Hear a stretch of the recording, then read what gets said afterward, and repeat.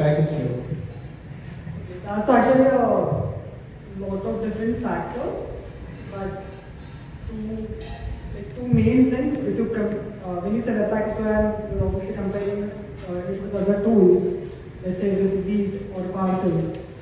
But when you understand that webpack, is synchronous, it's built with JavaScript. All your plugins are also JavaScript.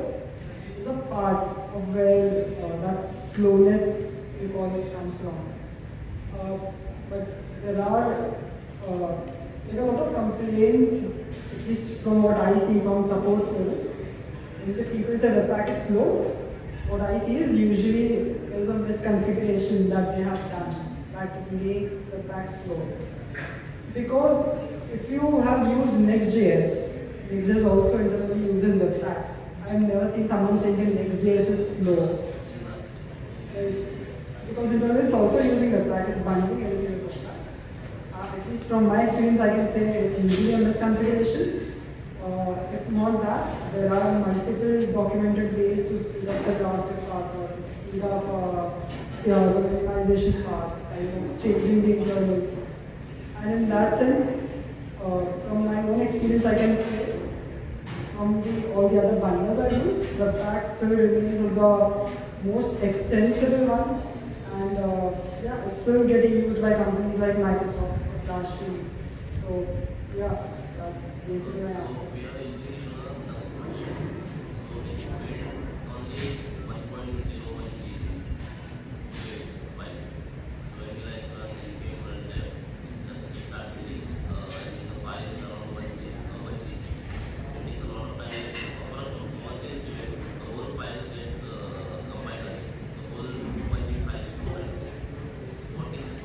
On that, there are already existing solutions. You can enable caching in webpack. There's two types.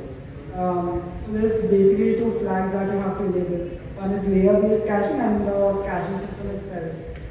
We, at least at Razorpay, personally I've seen our build times getting cut down by half, like literally half. Even at Razorpay level code, our whole development service spins up in 40 seconds. After that, HMR is less than a second. That's great. So, anyone else? Any questions regarding career? They are here, catch them, I mean. Don't let them go with your questions. So, anyone else?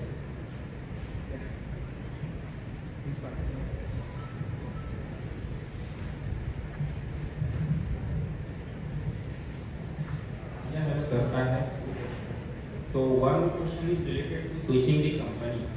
Actually, from my side, I enter in one company, but there is a work-life balance. So I switched that company after 6 months. Okay. Then I went to another company, and I switched after 1 year that company. Then I went to another company. After 1 year, I switched.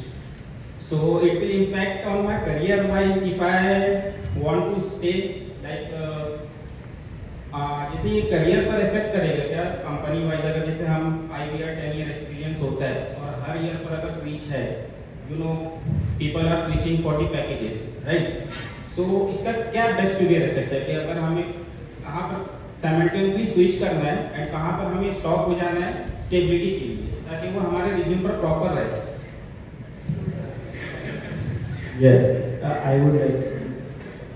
So every year there is study which is releasing, which is top reason for quit job and top reason for joining job.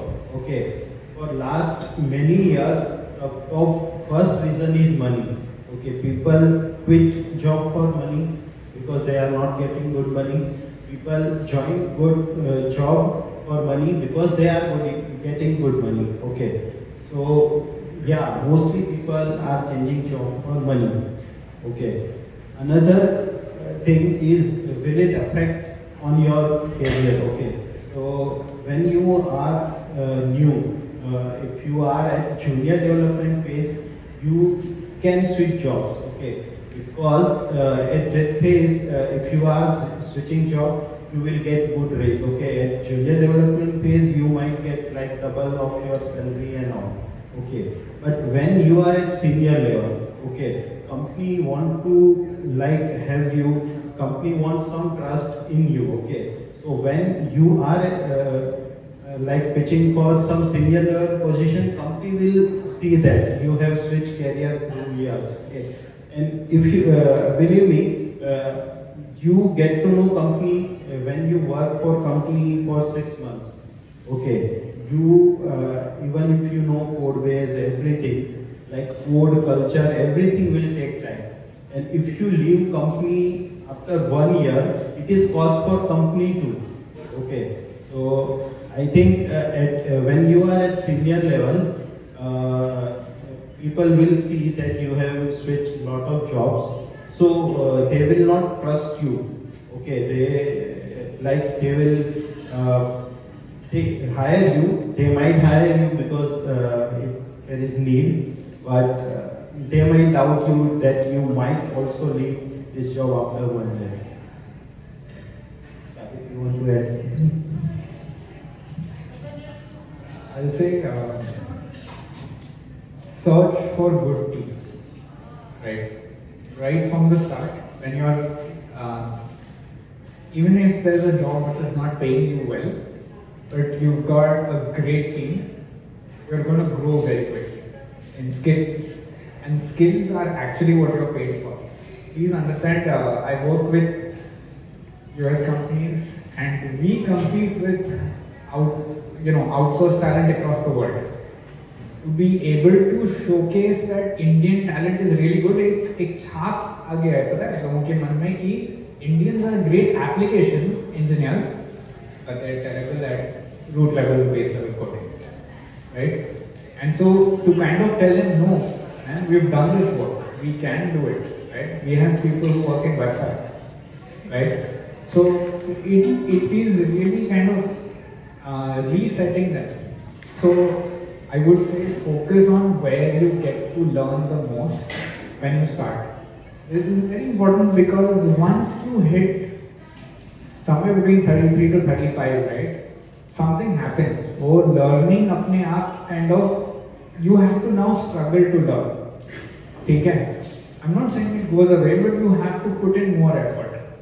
And अपना field ऐसा है, the reason I'm sitting here today, even though I started, a little late in software development, I must have started 2011, right, in software development. But I joined React when there was no JSX, right? So I joined React that time. So it helped, right? I was in the right place at the right time. And this is the beauty that software can give you. You bet on the right technologies, you're in the right place at the right time, it works.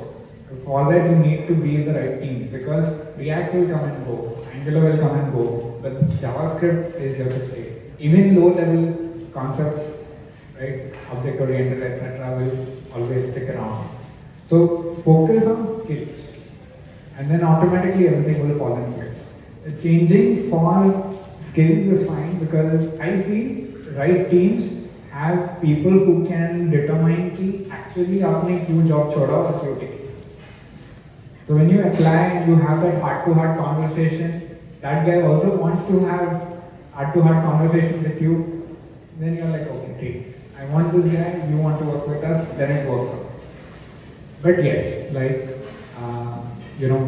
Tushar said, very practically speaking, when it's a very well-to-do company, you have a lot of applications, automatically वो application sideline हो जाएंगे, where you don't see people sticking around. वो है. I would say from both ends, don't worry about this because it's genuine reason, right? So don't worry about it. Focus on what's best for you, but at the same time, see how best you can get into that situation. Thank you.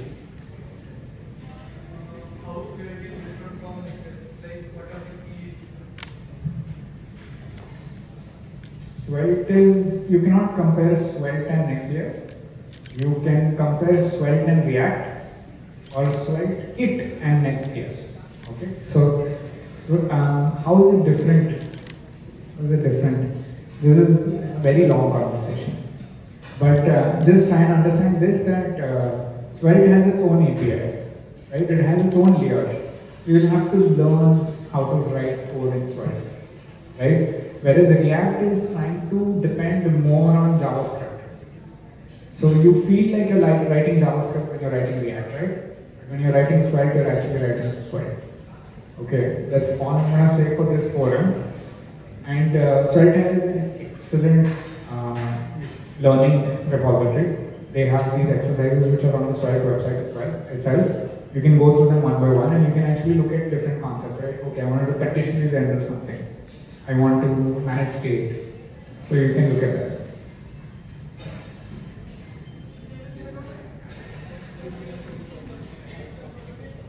I had a question that we were at the last of our diploma and we are now going to be starting internships.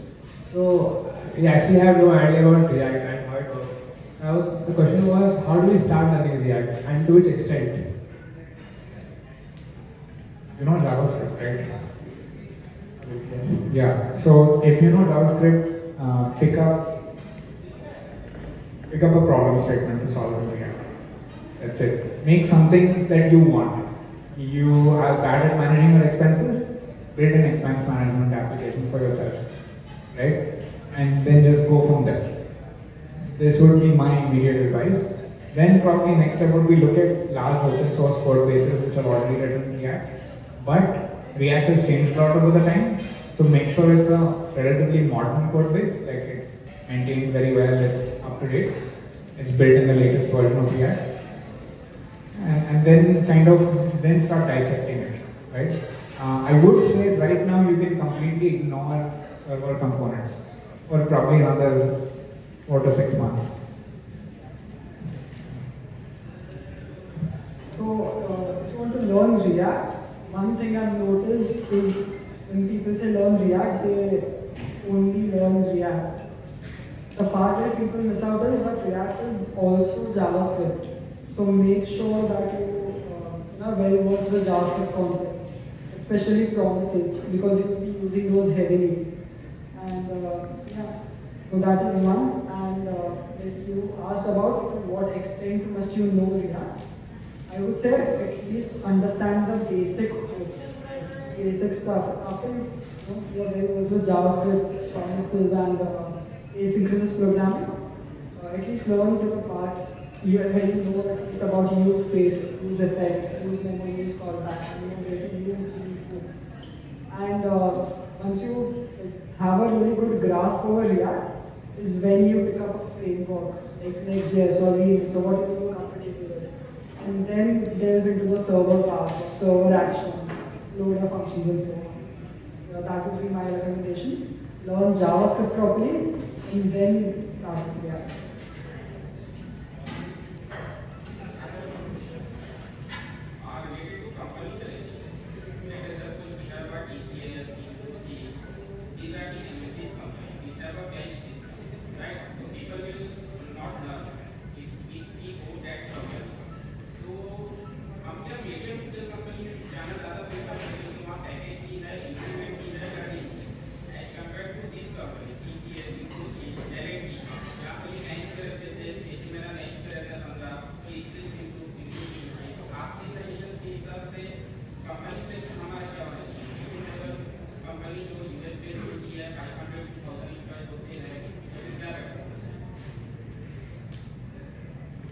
I will give you a very personal opinion. When you interview for a company में interview processes differ करते हैं, obviously. But when you interview for a company, most times your interviewers are going to be the people whose team you're going to be in. So you have to ask these questions. Do you have a BEM system, or what is the team working on? And sure, company's reputation and the works and stuff are important, but on a daily basis, you're not going to care about what everyone else in the company is doing. You're going to care about what your team is doing and what's the product that you are working on. So my recommendation would be, when you go for an interview, you always ask the team members who are on the hiring panel, what is the team doing, why is your team hiring, what is the roadmap for the product you're building. So that would be my recommendation.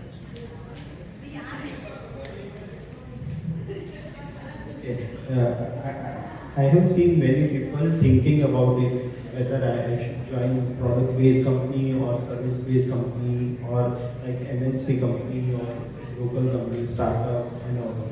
Okay, but I think you should join company where you are getting opportunity to learn something new. Okay, because you all have choose the field, because today you are here, you all have choose the field in which you need to learn daily. Okay, and bench period is, I think, a very positive period because you are getting paid plus getting time to learn. Okay, so if you are on bench and learning, like company will onboard you in project very soon if you have skills and all. So this is about like getting new skills, because today we are talking about React. Okay, I have seen time when people are using jQuery. I have seen time when people are using only HTML. Okay, so daily, like after every 5 years, there is switch. Okay, everything is changing. Okay, so in next 5 or 10 years, we might not be even using React or anything. Okay, so if you are in this field, you need to learn daily. Okay, so this should be the goal. And if you are on top of learning, okay, no recession will affect you or nothing will affect you. Yeah, that's it. Can you give us some tips about looking for or applying for internship?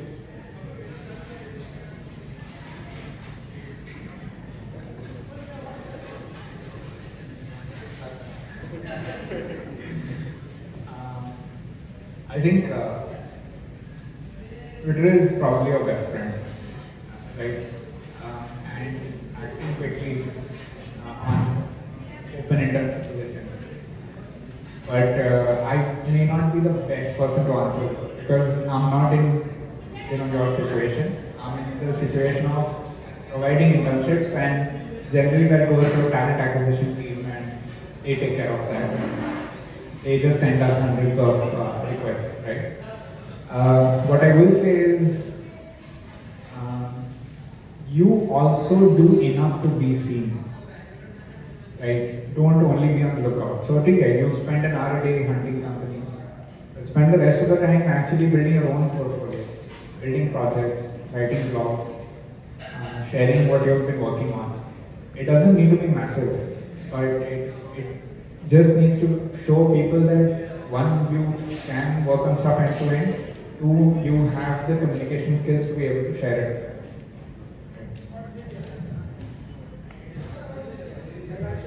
I'll actually answer you. Since, I thought earlier in my career, but yeah, what Saket said is very true. Companies get a lot of applications, and it is important to be seen. So you have to find something that makes your resume special. That could be probably you're contributing to some open source project, or you build some projects of your own that you can put on the resume and show it. But yeah, definitely, if it's not in the resume, portfolio is probably your best friend. Having some kind of online presence definitely helps a lot. Whether it's in the form of a portfolio website or a simple blog. The blog, you don't even have to host your website. If it's a blog, you can have it on Hashnode.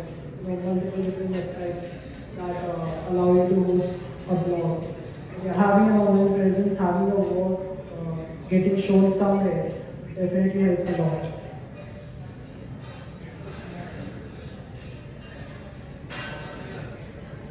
Hello.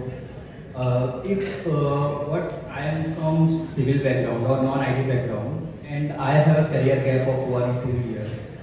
So how can I get a job if I have a best portfolio and I have worked on the multiple projects even, but not in work with the company? So how can I get the job or how to apply the job?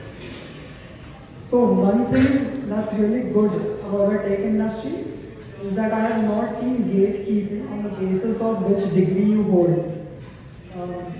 I have been on the hiring panel at Razorpay. I've sat on the hiring panel for front-end engineers, senior front-end engineers, both. And we usually don't look at what degree you come with. All we look at is, do you have the required skills to be able to perform in this role? So, yeah, when I myself was interviewed, nobody asked me which college you're from or which degree you're holding in your hand. But we do look at what projects you've built and what work you've already done and what experience do you already hold. So, yeah, degree to be honest does not really matter at, like in the current tech industry.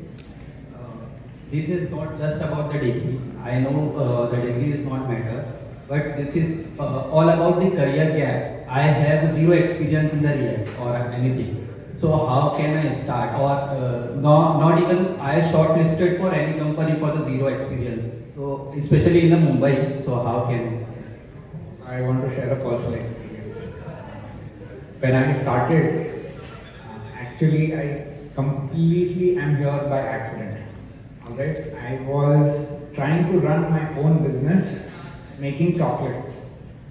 Okay, and a friend of mine said, "You have some free space in your office. मैं आता हूँ वहाँ पे and मैं बैठता हूँ हर Saturday को." Because he wanted to impress his then girlfriend's father, who was a businessman. He might be business खड़ा करने वाला हूँ IT में, because he was an IT guy. But he told me, हम IT company चालू करते हैं साथ में. And I told him, dude, I'm already doing this. He said, you're not making much money, man. You come to IT, you think proper, you think right. Well, she can find. So we had an amazing idea for an Android application. And he said, अरे ये code ना चलता है बहुत आसानी से, तू ना सेल्स मार्केटिंग हैंडल कर, तू बहुत अच्छे से करता है, मैं कोड करता हूँ, don't worry. So we started day one, we made wireframes, everything, app idea, and we hired 2 engineers. And lo and behold, I found out this guy knows nothing about Android development. Okay. So I taught myself Android development from the guys we hired. And then within a year it just clicked and I was teaching them. Okay. Something just worked out. Now I spent 5 years doing this, running an agency. Because of course our app failed. We fell on our face. But we converted it to an agency. And then I went into the industry. Now technically industry के हिसाब से मेरे पास कितना experience है? I have zero experience. I have no work on the industry. Do you know how much I was paying myself? My wife is here. She knows exactly how much I was paying myself. I was paying myself under 15,000 rupees, right? But when I went to the industry, do you know what I said? I said I'm worth 40 lakhs. Why? Because I've run teams. I've worked on Android also, iOS also, web also, right? So you should be able to back that up and again hunt for the right teams. I'll be saying this very frankly. There aren't many companies like Razorpay and Proximity who are only looking at you as an individual and what skills you have. ये कम है, but keep searching for these teams. मिल जाएंगे आपको. More and more people are getting थोड़ा सा clear in their head. More and more people want people who can deliver. So the moment they know ये बंदा deliver कर सकता है ना, they will hire. Thank you.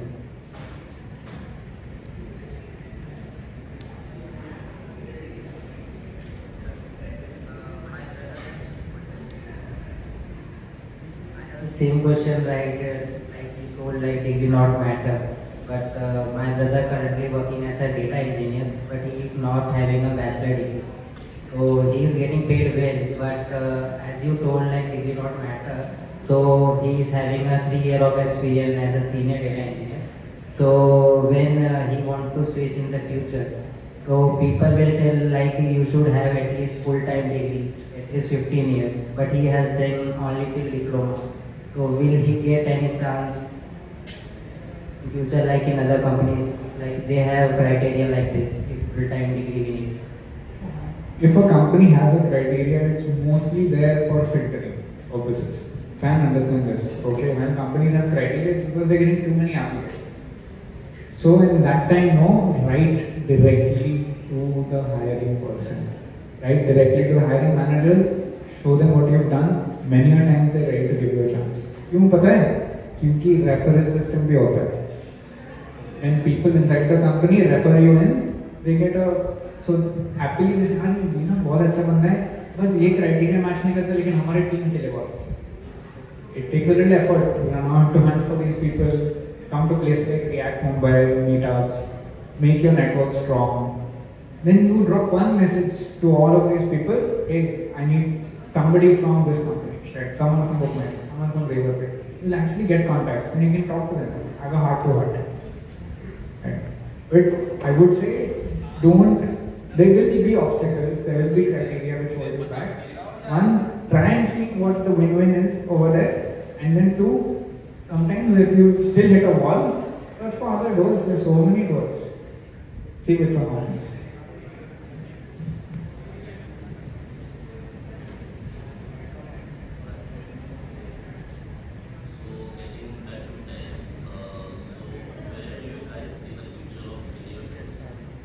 Future of any web developer. 3D web developer. Oh, 3D web development.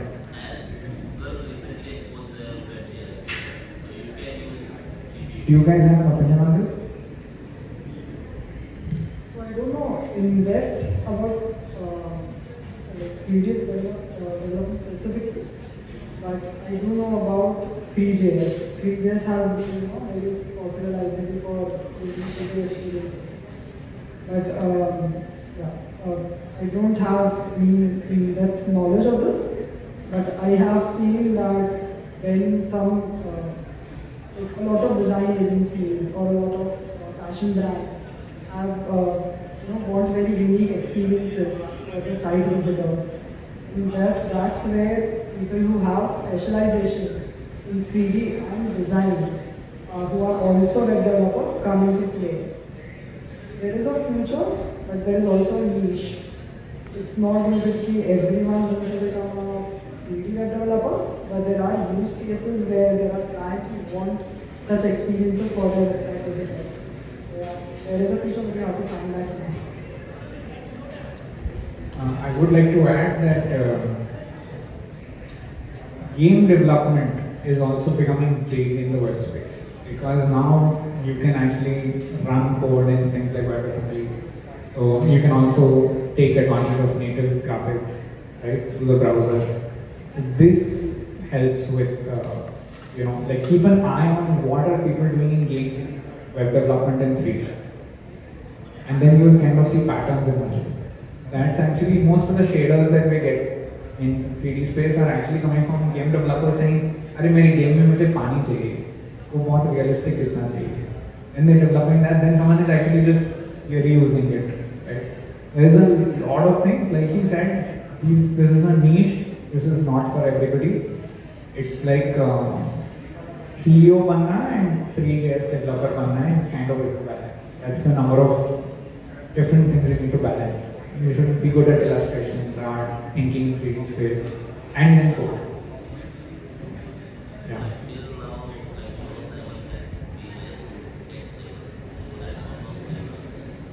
Pardon me? Hello. Yeah. So, till like I guess 5 years ago, the 3GS was not stable. But after the Google Simon got hands into it, it's now stable. So also like it's major news, like Google Lab exposed their APIs on the website. Now we can use the GPU of the computer, PC or on PC. So is there like any future, like in, especially in e-commerce, like business needs 3D objects and let's say lens card. They can show their, like it's now not 3JS exactly, but can they use 3JS somehow 3D website basically? See, it's about, if I ask everyone in this room, how many people here have experienced augmented reality, AR? How many people? Okay, 1, 2, 3, probably 3, 4 people have experienced it. Out of these 4 people, do you feel like AR is a big deal, like you want to experience it every day? Like you can see your life changing. Everyone saw the Vision Pro launch, no? Apple car. Do you feel like that's a device you want to own? Right. No, I'm not talking about cost. If it was affordable, then probably yes. Right? So it's mixed. This is the feedback I'm seeing constantly from people. I think there is some user experience that needs to be cracked still, and then maybe AR, VR, and all will be huge. And when they are huge, web is going to be the first place that it explodes, because web allows people to have instant experience. You don't need to download an app, right? But we're not there yet. So I would really, when you talk about e-commerce space and everything, even though you have native GPU access, where are most of the people accessing the web from mobile phone? So there is some more variables to consider here, and you can never tell which is viral human coding. So it's very tough to learn actually. There are extractions on top of it, right? It's like 3JS is difficult, but React 3JS is React 3 5 sorry is easy. Thank you. Most welcome. Hi, I'm Karthik, and I'm in my final year of engineering. So next year I'll be looking for jobs and all. So currently I'm like exploring stuff and like, so in the start of my career, should I be like a journalist or a specialist, or like should I just keep exploring, and or should I specialize in something?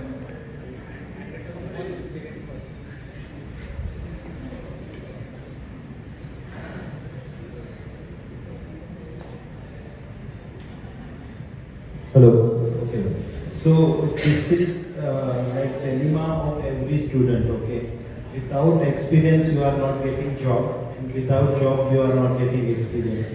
Okay. This is like every student's dilemma. Okay. So there are few ways you can solve it. Okay. First one is open source. They say when you are learning something, try to contribute on open source.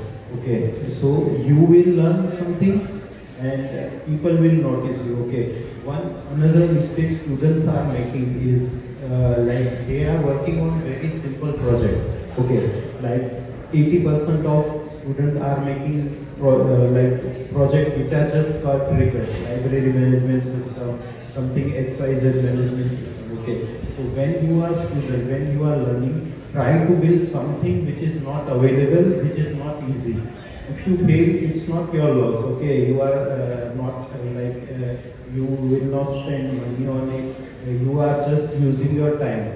So, as a student, as there are many students here. If you are a student and working on project, try to work on impossible project. Okay, and try to make it possible. If you make it possible, you might build startup on it. And if you fail, you can showcase it to company so that company can hire you. Okay.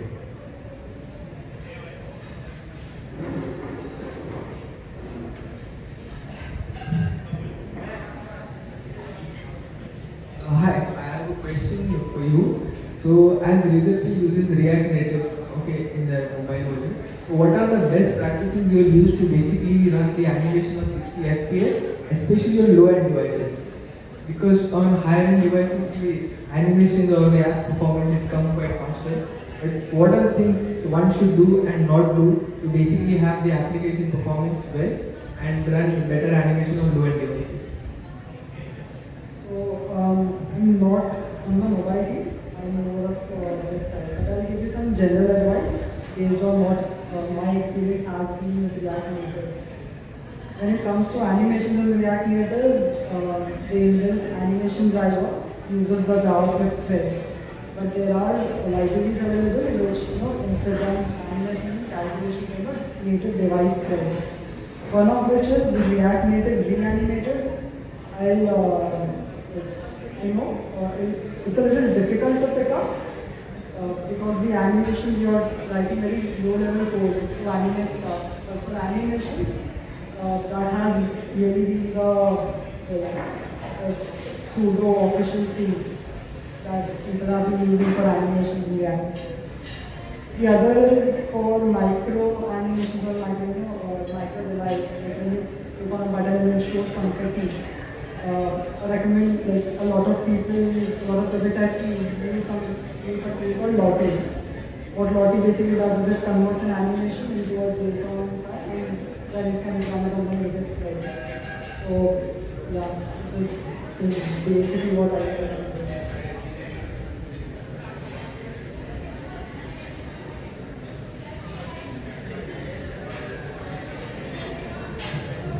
So my question is that I just want to get a brief introduction, like how did you landed into and what was your priority for DSA? To be very honest, I have never done DSA. It's not because I didn't like it, but for me DSA has always been, understanding whatever algorithm I need to implement. When it comes to Webpack, recently I've been working on the CSS parser. It reads the CSS file, it generates CSS models and stuff. So you will see that when you work on code which makes you think, you don't really have to practice DSA. After some time, it will start coming to you automatically. I mean, sometimes you'll have to learn the basic algorithms like sorting and searching to build that intuition, but you don't have to go to LeetCode and learn LeetCode hard. So, yeah, the way I have been looking at this, build something, when it becomes complex, you will automatically start building intuition for problem solving. Don't build an intuition for rectifying problem and rectifying the solution you want to make out. On how I landed into the Webpack team, it's because I have been using Webpack for a while on my own personal projects at Razorpay as well. At Razorpay, I was a part of the performance initiative, which was improving the performance of our websites, the Razorpay's dashboard. I worked on it a bit. I had a lot of times I had to understand how Webpack works internally. That involved me reading the docs. Sometimes it's not documented, you have to go into the Webpack code base and figure out what's actually going on. And that's how I got very familiar with Webpack. And then I noticed a small bug. I decided to fix it myself. I got some notes and I figured it out. And I fixed it myself. And slowly I started, that's basically when you get started. You make a really small contribution of a problem that you personally face in a tool that you use on a daily basis. You get more and more involved with that project, and eventually you do enough contributions to that project, and then either they invite you themselves, seeing that you already have so many contributions to that repo, or maybe just go to like someone who maintains the project and ask them, see, I've made these many contributions and I'd like to join your team. And not just solve bugs, but I also want to implement new features and I want to see what your roadmap is. And I work at this so-and-so company and we have these so-and-so requirements. So I think this is where we could work and improve that. So I have two following questions right now. So what is your view on cold mailing? And one of my friend, like you said, contributing to open source, right? So some of my friends started maintaining the description of a function and they made a PR for that. That PR got merged with the repo. So after that they started writing the resume like I contributed to some open source and stuff like that. So what's your view on that? I mean, fine, you're adding it to your resume, but what if the interviewer asks you what did you actually complete with the project, and what are you going to answer? If you have no understanding of what that project is, you don't understand what the code base is and what the project actually does. If you put on your resume that you've contributed to this and you're part of this team, if that interviewer knows what that tool is and they ask you a simple question and they are not able to answer, what do you think is going to happen?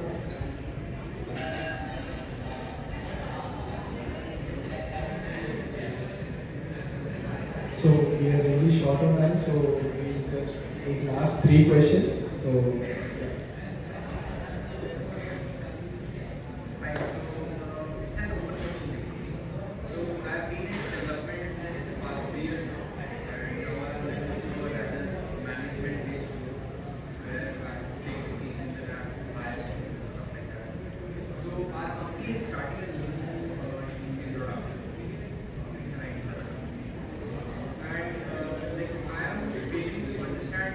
How exactly should I choose technology?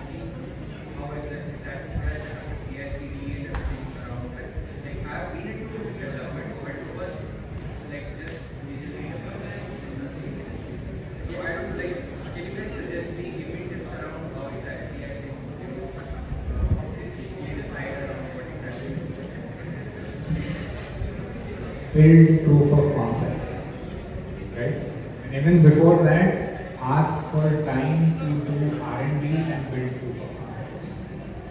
One of the biggest issues is when you're building a new product, everyone of the stakeholders, हमें 3 हफ्ते 4 हफ्ते में हमें landing page देखना, हमें login देखना, authentication हो जाना चाहिए, हमारा सेल्स टीम को दिखाना आना चाहिए लोगों को, right? So don't fall into that trap. One very good way of not falling into that trap is communicating effectively. So show that, look, if we take this time out, this is what we end up with. These are 3 possible options, but to evaluate all of them, this is the time it will take. I always take opinion of multiple other people. Reach out in the industry. You will be shocked how many people are ready to respond to you when you reach out to them on Twitter. मतलब nearly everybody from Kenzie Dodge to Tejas Kumar to everybody who we know in the React community, and just message them on Twitter, and they just message back. I've had hour-long Zoom calls also with them, just talking about. And you know what I do? I bring my whole team also on the Zoom call. Team को क्या लगता है? Wow, Kenzie Dodge से बात कर रहे हैं. So it's very easy to kind of get mentorship also. You just need to get mentorship on the right people, not from anybody. So reach out, search for good mentors, but at the same time, proof of concepts is going to be your best way out, right? And आप गिरोगे ही, आप गिर के ही सीखोगे. You will make a mistake, you will accumulate technical debt, you will solve that technical debt, and you will get smarter. So be ready for that. Don't try and make perfect decisions. Try and stick with the choices that you make. That's more important. Yeah.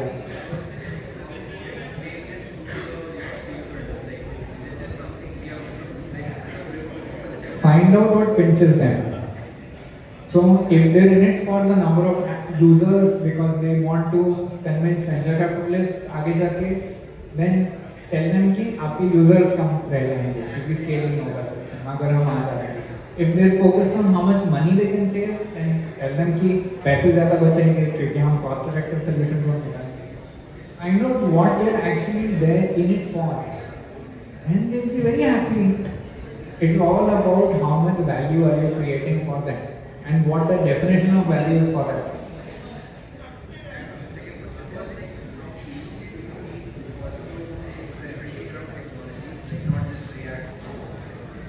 Yeah, absolutely. Experiment on technologies as well. I think many a times you also have to open your base. So what we do, we'll test the technology. We'll ask our developer team to test the technology, and that's it. Everyone will say, "Oh my God, Svelte बहुत बढ़िया था, Svelte use करेंगे." And then suddenly someone wants to build tiny calendar widget, and 1 महीना चला जाता है. क्यों? क्योंकि कुछ था ही नहीं रेडी उसमें. सब कुछ हमें करना पड़ा है. Edge cases इतने सारे आ गए. So be little smart about this. Again, like I said, this is where you kind of fall on your face and will learn. So here I think you should, as much input as you get from other people helps, and that includes users, right? That includes product people, design people.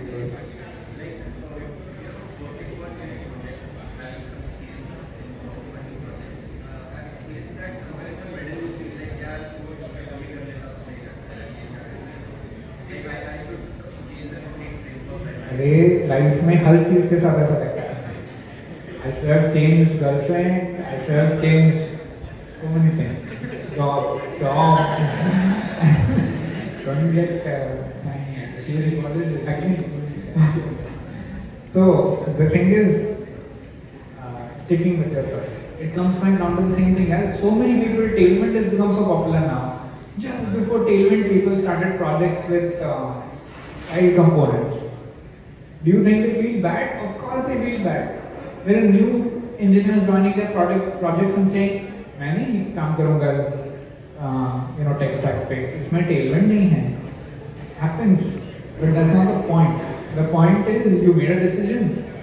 Any long-lasting application with enough time, it sticks around. It's gonna be legacy code, yeah, right? So again, this is my opinion.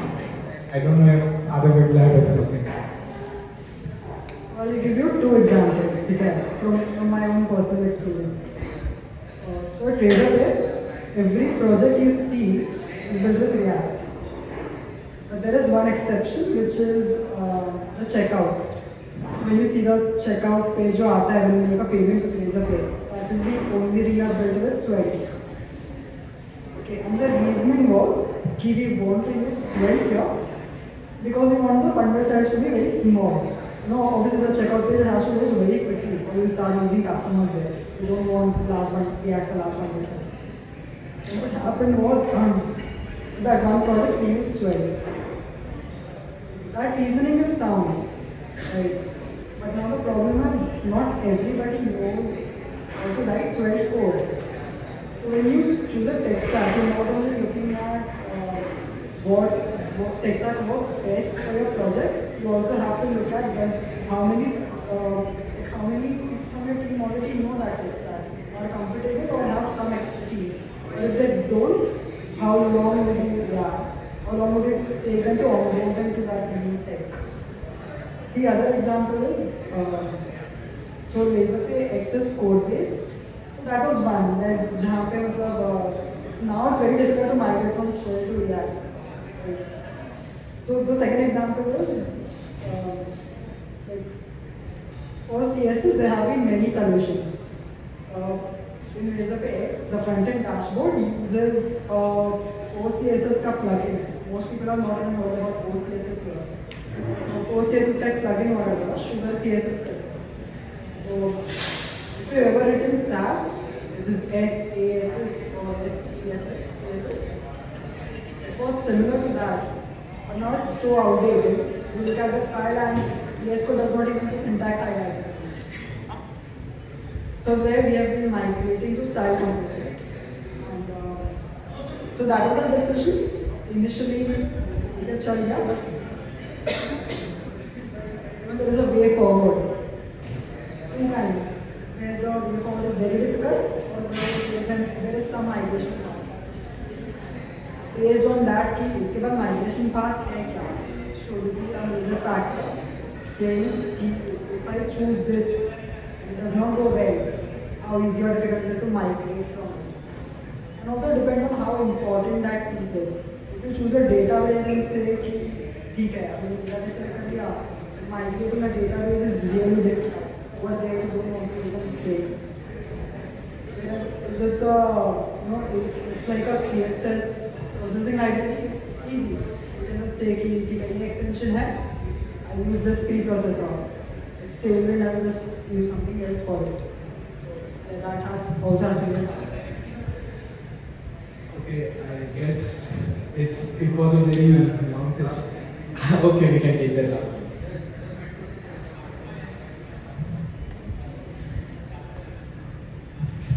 Hi panel, I am Akash. So it's been 1.5 experience. I am working in a SaaS company which provides lab solutions. I was hired as a front-end engineer, but I am currently leaning towards back-end. The Elasticsearch and other things fascinates me. So what will be your suggestion for me? Should I stick to only front-end or should I move to back-end also for long-term career choice? Yeah, so see, I cannot tell you. It has to be a personal decision on what you like doing most. My suggestion is not to limit yourself to your title you were hired by.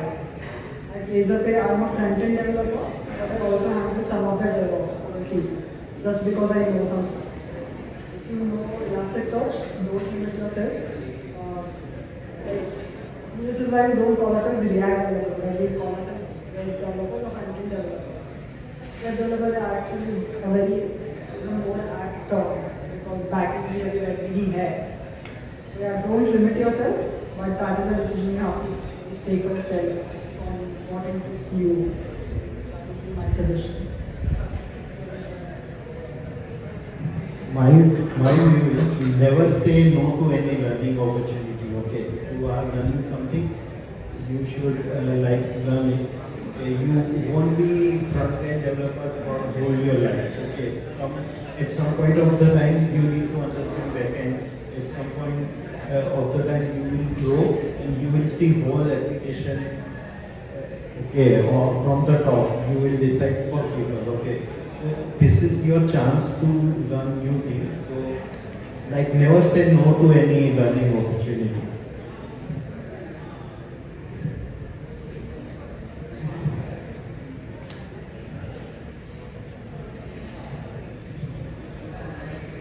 So that was a really long session again. Thank you so much to our panelists and thank you to all of you for showing up to this event.